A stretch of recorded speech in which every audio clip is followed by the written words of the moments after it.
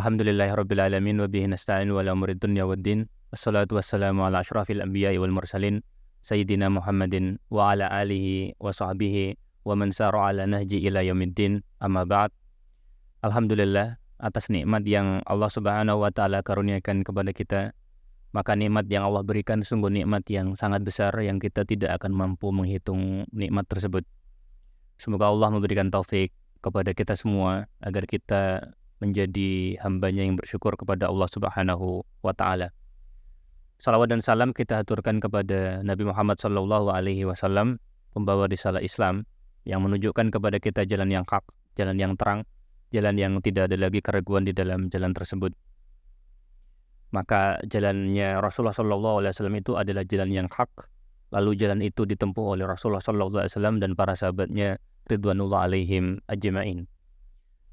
Jamaah yang dirahmati oleh Allah Subhanahu wa taala, majelis kita membacakan kitab Husulul Ma'mul bi syarhi Mukhtasar Al-Fusul fi Siratir Rasul, karya Dr. Hani Ahmad Faqih hafizahullah, dosen di Jami'ah Islamiyah Madinah Nabawiyah, di mana beliau menjelaskan sebagian dari buku Al-Fusul karya Ibnu Katsir rahimahullah rahmatan wasi'ah. Pada pertemuan kali ini, pertemuan yang ke-9, kita pada kesempatan kali ini insya Allah akan membahas dua tema. Yang pertama adalah datangnya malaikat ke Gua Hira, dan yang kemudian kembalinya Rasulullah SAW menemui Khadijah, ya. Baik. Kita akan membahas tentang yang pertama, ya, pada kesempatan kali ini. Kita akan membahas tentang kedatangan malaikat di Gua Hira. Akan kita baca bismillah. Qala hafizahullah maji'ul malak fi gharin Hira. Datangnya malaikat ke Gua Hira.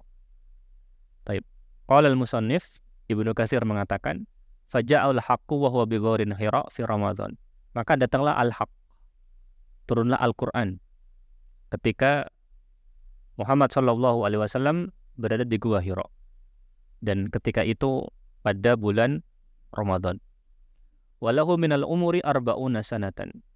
Umurnya Rasulullah ketika wahyu turun, umurnya 40 tahun. Faja'ahul malak, lalu datanglah malaikat. Faqala iqra. Malaikat itu mengatakan, iqra, bacalah wahai Muhammad. Qala lastu biqari. Muhammad mengatakan, lastu biqari, aku tidak bisa membaca. Faghattahu. Maka kemudian faghattahu, dia kemudian seperti didekap. Ghattahu dhammahu, seperti didekap, ya.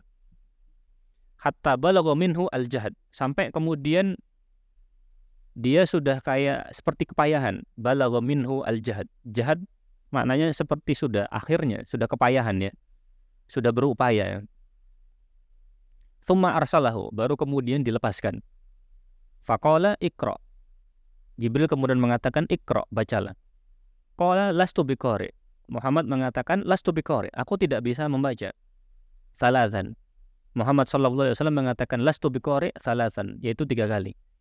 Muhammad SAW mengatakan, lastu biqari, mengatakannya 3 kali. Lastu biqari, lastu biqari, lastu biqari. Aku tidak bisa membaca, aku tidak bisa membaca, aku tidak bisa membaca. Sebanyak 3 kali. Summa qala, kemudian Jibril mengatakan, iqra bismi rabbikal ladzi khalaq. Khalaqal insana min alaq. Iqra wa rabbukal akram. Alladzi 'allama bil qalam. 'Allamal insana ma lam ya'lam. Dalam surat Al-Alaq ayat 1 sampai ayat 5, di mana ayat ini adalah ayat-ayat yang pertama kali turun kepada Muhammad sallallahu alaihi wasallam yang menandai bahwa Muhammad adalah seorang nabi.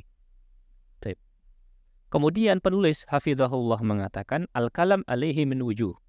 Pembahasan tentang turunnya malaikat di Gua Hira bisa kita lihat dari beberapa sisi. Poin yang pertama, kafatu ulama isyara ala anna maji'a Jibril fil ghar kana haqiqatan fil yaqdah.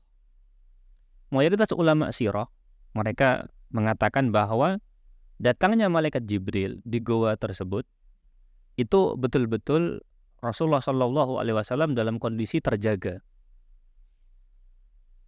Dalam kondisi terjaga, benar-benar datang, hakikatnya benar-benar datang dan Rasulullah Shallallahu Alaihi Wasallam benar-benar ketika terjaga, maksudnya tidak tidur. Kama huwa dhahirur riwayat as-sahihah, sebagaimana yang nampak dari riwayat-riwayat yang sahihah. Kemudian, lakin askala ala hadza riwayatun dzakaraha Ibnu Ishaq. Tetapi yang kemudian membuat bingung adalah riwayat yang disebutkan oleh Ibnu Ishaq. Tufidu anna maji'ahu kana manaman. Di mana riwayat di Ibnu Ishaq mengesankan bahwa malaikat Jibril ketika datang kepada Rasulullah Shallallahu Alaihi Wasallam ketika itu tidur. Walafdhuha min tariq Ubaid bin Umair. Adapun lafadz riwayat dari Ibnu Ishaq yang menyampaikan bahwa malaikat Jibril datang ketika Rasulullah dalam kondisi tidur adalah riwayat dari Ubaid bin Umair, di mana dikatakan faja'ani Jibril, datang kepadaku Jibril, wa ana naim, ketika itu aku tidur, binamtin min dibaj fihi kitab, dalam bentuk min dibaj fihi kitab, ada pembukaan, ada bagian awal dari kitab tertentu ya, dengan membawa bagian awal dari kitab. Faqala iqra, lalu kemudian Jibril mengatakan iqra, bacalah. Ini riwayat yang ada di Ibnu Ishaq. Riwayat ini menyebutkan wa anna naim, mengesankan bahwa Jibril datang kepada Muhammad sallallahu alaihi wasallam dalam kondisi Rasulullah sallallahu alaihi wasallam itu tidur. Kemudian katanya beliau hafidhahullah, wa yujibu an hadhi riwayat bi annaha riwayat mursalah. Dijawab bahwasanya riwayat ini adalah riwayat yang mursal.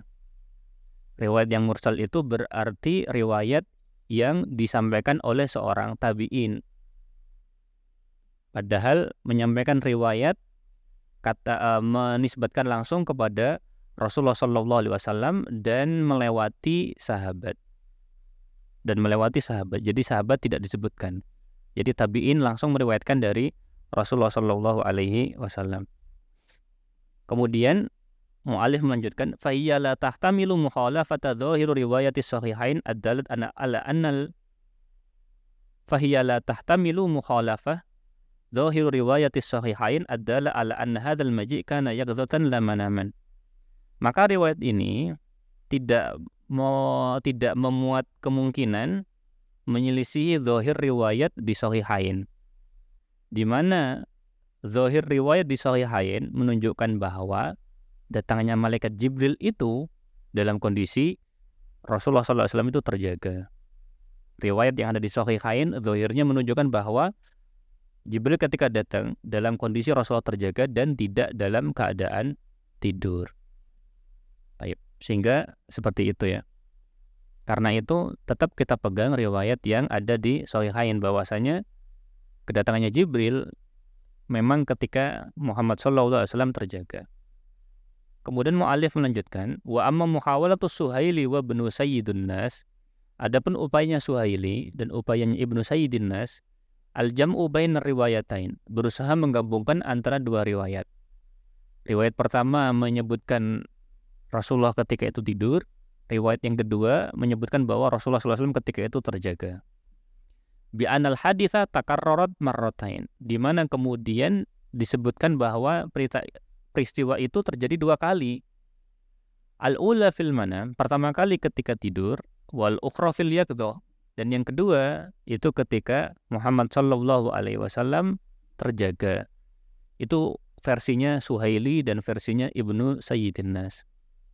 Fa fihi nadhar, katanya penulis Dr. Hani Ahmad Fakih hafidhahullah, beliau mengatakan fa fihi nadhar. Hal ini perlu diperiksa, maksudnya hal ini keliru. Li'annahu law kana kadzalika lamma hasala lin-nabi kullu dzalikal khauf. Kalau hal itu terjadi dua kali, tidak mungkin Rasulullah SAW sampai ketakutan. Sampai Rasulullah itu takut. Min haulil mufaja'ah fil marrat as-saniyah. Dari haulil mufaja'ah, betapa mengerikannya, betapa kagetnya dia, betapa terkejutnya dia dalam peristiwa yang kedua ketika dibilang datang dua kali. Berarti yang pertama dalam kondisi mimpi, yang kedua dalam kondisi terjaga. Kalau memang seperti itu, bagaimana menjelaskan ketakutan yang ada pada Rasulullah Shallallahu Alaihi Wasallam? Sehingga yang benar bahwa peristiwanya hanya sekali, insya Allah. Dan yang betul adalah riwayat-riwayat yang sahihah, bahwa betul-betul Jibril alaihi salam datang ke Rasulullah Shallallahu Alaihi Wasallam dalam kondisi Rasulullah itu terjaga. Kemudian kita lanjutkan poin yang kedua. Wa qauluhu fi Ramadan, perkataan Ibnu Katsir bahwa datangnya malaikat Jibril itu ketika bulan Ramadan. Maksudnya ay anna maji'a Jibril ilal ghar kana fi Ramadan. Maksudnya bahwa kedatangannya Jibril di goa itu pada bulan Ramadan. Qala Ibnu Hajar hadza huwa rajih. Ibnu Hajar mengatakan pendapat ini rajih, bahwasanya malaikat Jibril datang ke Rasulullah itu pada bulan Ramadan. Wa qala al-Albani huwal masyhur. Si Albani rahimahullah mengatakan huwal masyhur. Ini masyhur. Baik. Kemudian wa istadalla lahu Ibnu Ishaq biqaulihi ta'ala syahrul ramadhan alladzi unzila fihi al-Qur'anu hudal linnas. Ibnu Ishaq beristidlal untuk mengatakan bahwa datangnya malaikat Jibril ke Muhammad SAW itu pada bulan Ramadan, beristidlal dengan firman Allah Subhanahu wa taala. Ketika Allah mengatakan syahrul ramadhan alladzi, bulan Ramadan, alladzi unzila fihi al-Qur'an, di mana diturunkan Al-Qur'an, hudal linnas, sebagai petunjuk bagi manusia. Maksud istidlalnya ketika disebutkan syahrul Ramadan, karena pertama kali turun ya bulan Ramadan ini, berarti diturunkannya berarti pas ini gitu, pas bulan Ramadan. Kemudian poin yang ketiga, wa qauluhu walahu arba'una sana. Ibnu Katsir mengatakan bahwa Nabi Muhammad ketika turun wahyu, umurnya Nabi Muhammad itu arba'una sana. Hadza huwal masyhur.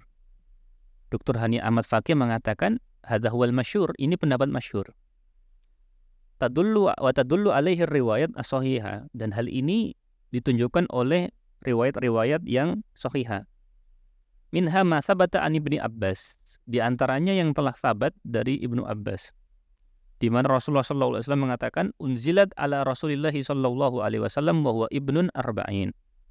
Jadi katanya Ibnu Abbas bahwa Muhammad sallallahu alaihi wasallam diturunkan menjadi nabi, diutus menjadi utusan Allah Subhanahu wa taala wa huwa ibnu arba'in. Ketika itu umurnya 40 tahun. Baik, kita lanjutkan. Lakin bayan al-Hafidh Ibnu Hajar annahu sallallahu alaihi wasallam kana bitahdid ibnun arba'ina sanatan wa sittata asyurin. Imam Ibnu Hajar al-Asqalani rahimahullah mendetilkan bahwa Rasulullah sallallahu alaihi wasallam ketika diutus menjadi nabi tersebut itu umurnya arba'ina sanah wa sittatu asyur, 40 tahun dan 6 bulan. 40 tahun dan 6 bulan, lebih 6 bulan. Alasannya li'annahu wulida fi Rabiul Awal wa nubbi'a fi Ramadan. Karena Muhammad sallallahu alaihi wasallam itu lahirnya pada bulan Rabiul Awal. Dan Muhammad sallallahu alaihi wasallam diangkat menjadi nabi dengan turunnya surat Al-Muzammil ini itu ketika bulan Ramadan. Baik. Kemudian kita lanjutkan setelahnya poin yang keempat. Wala 'alal hikmah fi ikhtiyaril arba'in annaha sinnun nuduj wa iktimalul aqli wa husulit tajribah fil hayat. Barangkali hikmah dari dipilihnya nabi, ditunjuknya nabi, diangkatnya nabi ketika usianya 40, barangkali karena usia 40 adalah usia kematangan. Dan usia iktimalul aqli, usia kematangan akal. Wa husulut tajribah, dan kemudian terkumpulnya pengalaman fil hayat, dalam kehidupannya. Poin yang kelima, wa amma ma ishtahara bainan nas min annahu lam yub'as nabiyyun illa ba'dal arba'in fa hadha lam attali ala dalilin yusniduhu birraghmi min ishtiharihi.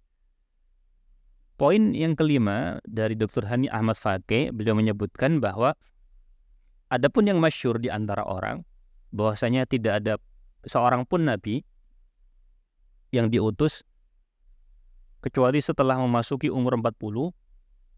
Maka riwayat yang seperti ini menurut Dr. Hani Ahmad Fakih aku belum menelaah tentang dalil yang mereka jadikan sandaran. Meskipun kemudian patokan umur 40 ini masyhur ya. Tapi Dr. Hani Ahmad Fakih belum mengetahui dari mana orang kemudian mendapatkan keterangan ini bahwasanya yang diutus hanya ketika usia 40 saja. Kemudian wa ma'lumun anna Nabiyullah Isa kana fi sinni 30 indama bu'itsa, dan maklum bahwasanya Nabi Isa ketika diutus itu usianya 30. Fa in sahha anna nubuwwata takunu fil arba'in fayakunu amran aghlabiyan. Kalau memang sahih bahwasanya kenubuahan itu tidak diberikan kecuali sudah umur 40, fayakunu amran aghlabiyan, maka maksudnya berarti hanya sekedar tahun secara umum seperti itu. Secara umum bisa selesai 40 tahun.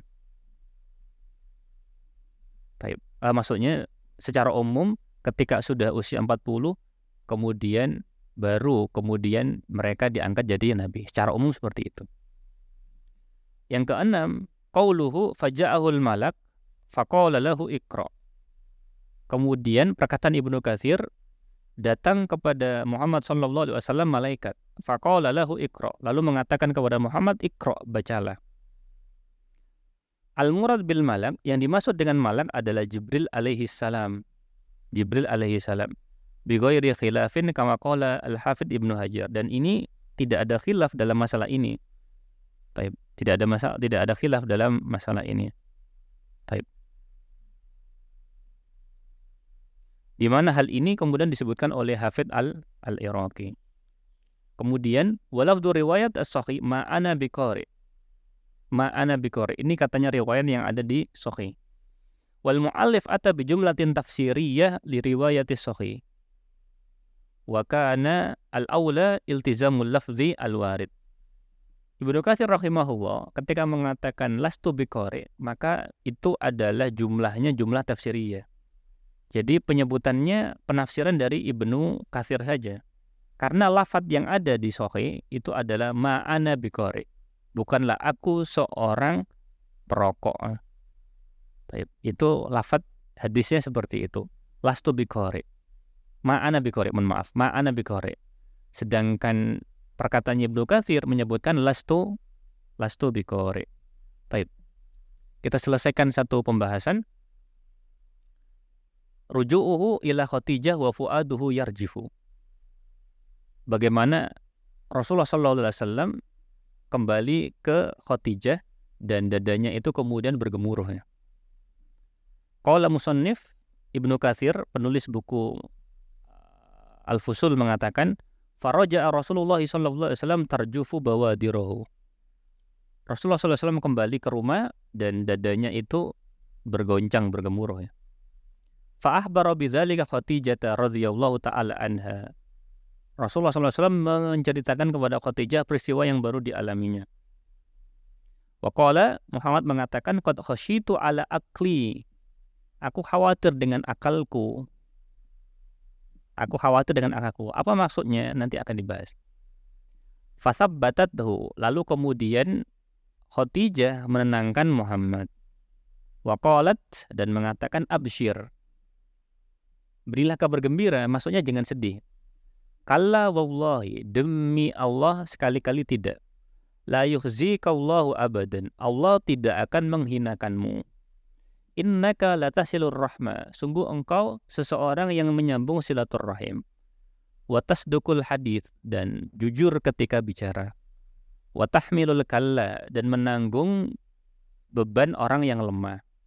Wa tu'inu ala nawaibi ad-dahr, dan membantu orang-orang yang terkena peristiwa, membantu orang-orang yang membutuhkan lah, membantu orang-orang yang dalam peristiwa tertentu dia dapat musibah ya, sehingga membantu orang yang membutuhkan. Fi awsafin ukhar, dalam sifat, dan juga kemudian menyebutkan sifat-sifat lain jamilah, yang indah, a'addadha min akhlaqihi sallallahu alaihi wasallam, yang Khadijah kumpulkan dari akhlak yang dimiliki oleh Rasulullah sallallahu alaihi wasallam. wa tasdiqan minha lahu, dan hal ini menjadi bukti bahwa Khadijah membenarkan Nabi Muhammad sallallahu alaihi wasallam. Wa tathbitan, dan juga Khadijah ini menguatkan Muhammad sallallahu alaihi wasallam. Wa i'anatan 'alal haq, dan membantu al-haq. Fahiya awwalu sadiqin lahu fillahi ta'ala radhiyallahu ta'ala anha wa akramaha. Maka Khadijah ini adalah awwalu siddiqin lahu, orang pertama yang membenarkan Rasulullah sallallahu alaihi wasallam. Baik, kita mulai al-kalam alaihi min wujuh. Pembahasan tentang hal ini bisa disampaikan dari beberapa sisi. Yang pertama, qauluhu tarjufu bawadiruhu.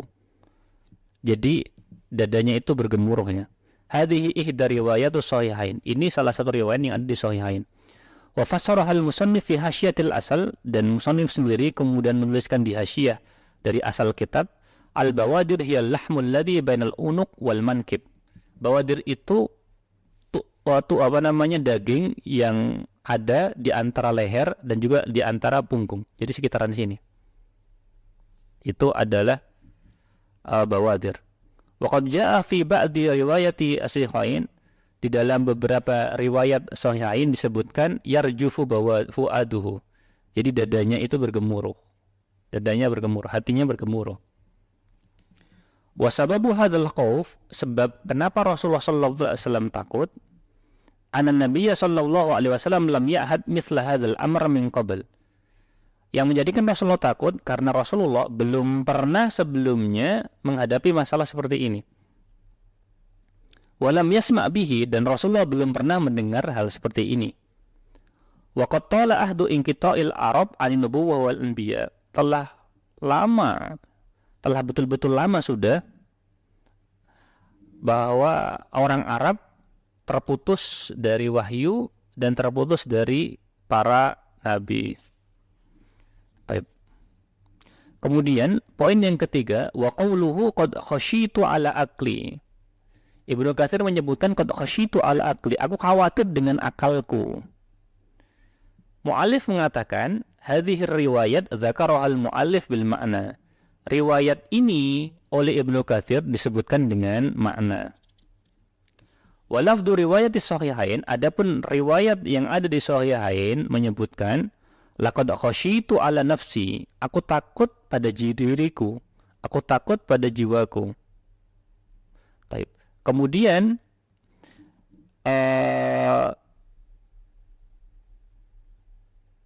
riwayat di sahihain itu laqad khasyitu ala nafsi, aku takut pada jiwaku ya.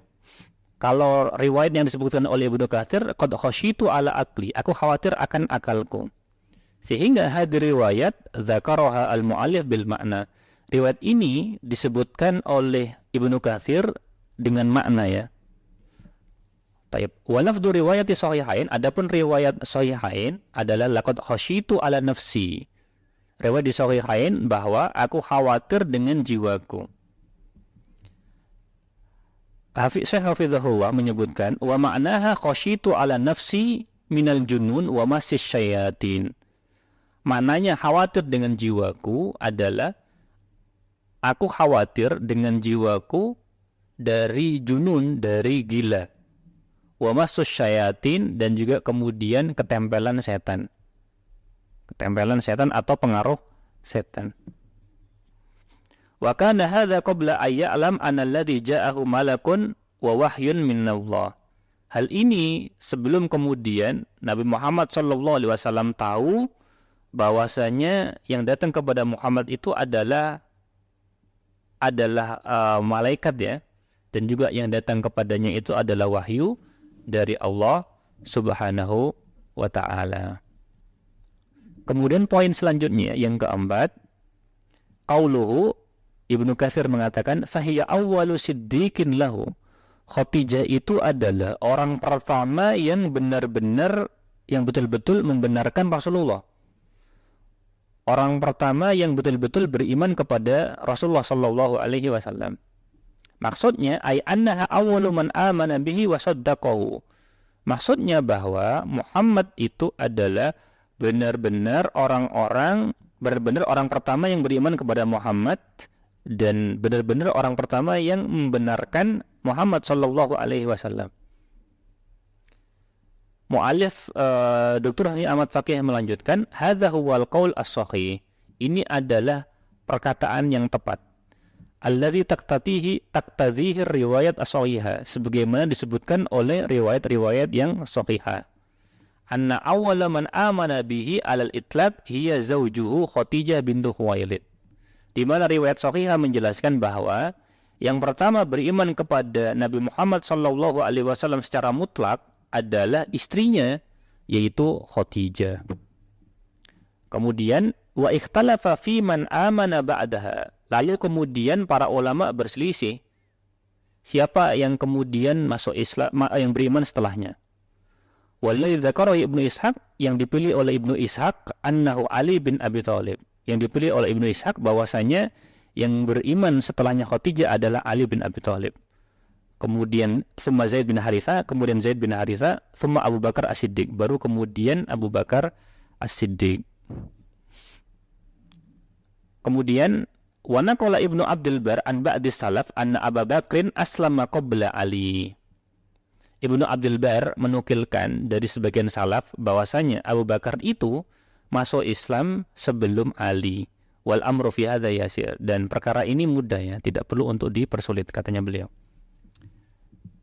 Baik, selanjutnya poin yang kelima, wa fi mubadarati haula'in nas ilal Islam, ketika Abu Bakar, ketika kemudian Ali bin Abi Thalib, kemudian juga Khadijah, kemudian juga Zaid bin Haritha, ketika mereka bersegera masuk Islam, dilalatun ala sidqin Nabi, menjadi bukti bahwa Nabi Muhammad sallallahu alaihi wasallam itu adalah orang yang benar. Faqad kanu aqrabun nasu ilaihi, mereka itu orang-orang terdekatnya Rasulullah. Wa arafuhum bihali, dan mereka orang yang paling paham dengan keadaan Rasulullah. Fabadaru ila tasdiki, dan mereka bersegera untuk membenarkan, beriman kepada Nabi Muhammad sallallahu alaihi wasallam. Selanjutnya poin yang keenam, wa fi qauli Khadijah lin Nabi, dalam perkataannya Khadijah kepada Nabi Muhammad sallallahu alaihi wasallam, kalla wallahi wa la yukhzikallahu abada, demi Allah tidak akan Allah Subhanahu wa taala menghinakanmu dengan sesuatu apapun. Innaka latasilur rahma, sesungguhnya engkau wahai Muhammad orang-orang yang menyambung silaturahmi, wa tahmilul kalla, dan menanggung orang-orang yang lemah, dan seterusnya dari riwayat tersebut. Dr. Hani Ahmad Fakih mengomentari, hal ini semua dalilin ala anna tahalli bimakarimil akhlak. Hal ini menjadi dalil bahwa berhiaskan akhlak yang mulia sababun fi wiqayatil mar'i min masari isu wa wuqu'il makarih. Hal ini menjadi dalil bahwa menjadi sebab untuk melindungi diri min masori isu, dari kemudian masori isu, dari masori isu, dari kemudian wafat dalam kondisi yang buruk ya, wa wuqu'ul makarih, dan terjadinya hal-hal yang tidak disukai. Taib, wallahu ta'ala a'lam bisawab. Sehingga dengan ini kita sudah menyelesaikan dua pembahasan, yaitu pembahasan tentang bagaimana malaikat datang ke Rasulullah SAW di Gua Hira, dan kita sudah menyelesaikan pembahasan tentang bagaimana Rasulullah SAW kembali kepada Khadijah. Kita cukupkan, subhanakallahumma wa bihamdika asyhadu an la ilaha illa anta astaghfiruka wa atubu ilaik. Kita lanjutkan pada pertemuan yang akan datang. Kurang lebihnya mohon maaf. Wassalamualaikum warahmatullahi